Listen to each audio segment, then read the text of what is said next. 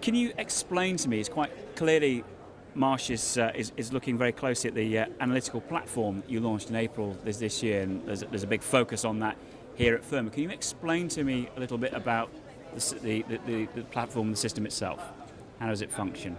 Yeah, so we launched it last year in the US, we launched it this year in Europe. The idea is it's a platform, it's a methodology to align their insurances to the risk profile of the clients, number one, and then reduce, number two, the total cost of risk. So it's not a system right now, we're not selling a system, we're selling key parts of a methodology based on our data. So it's all the data, the loss data, the scenario data we collected on various risks, mainly operational risks, and on the basis of this, we're helping establish very precisely risk profiles from our clients, and then in light of their tolerance level and the price of transfer to the insurance market, we help optimize and reduce the cost of risk. It might reduce the premium in some cases, it might increase the premium in cases, but at the end, the total cost of risk is always reduced.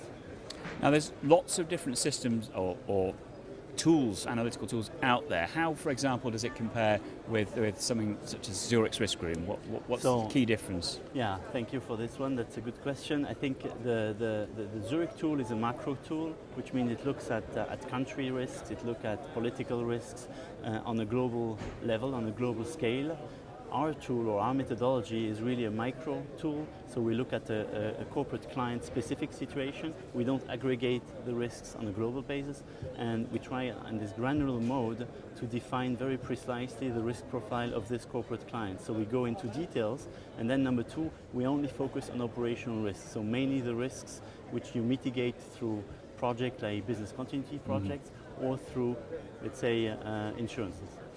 Okay, and the tool itself links up, I guess, with the whole idea of alternative risk transfer as well. Yeah, correct, because once you have the risk profile well established on the basis of data, industry data, and a lot of peer data, you can look if it's better for the client to keep the risk on its own balance sheet, to transfer it to the insurance market, or to keep it in a captive with various consequences on capital of the captives, or transfer it in the alternative risk transfer market, which can also be very efficient these days. You have capital contingent type of solutions which are expanding rapidly and which are, in very selective cases, very interesting to the corporate clients, especially for risks like big environmental disasters where you don't find enough capacity in the traditional insurance market, or project type of risk which are non-insurable in the traditional market. So that's a new field which is developing over the last 18 to 24 months.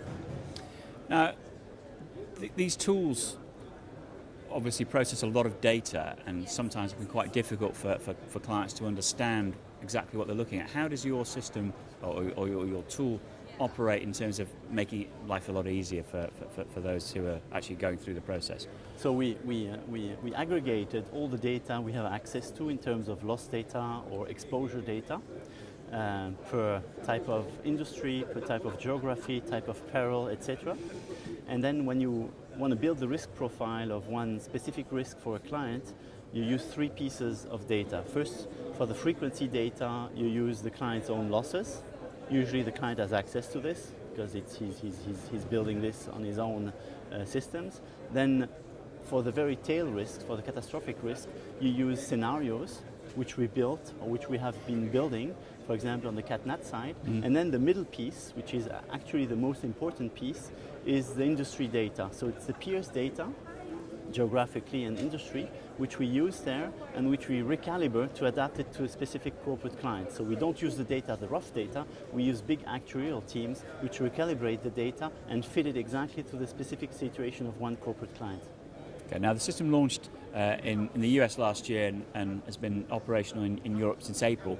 What kind of feedback have you had from your clients since this became available to them? So we're trying to catch up to our American colleagues, and I think we've been quite successful here in Europe.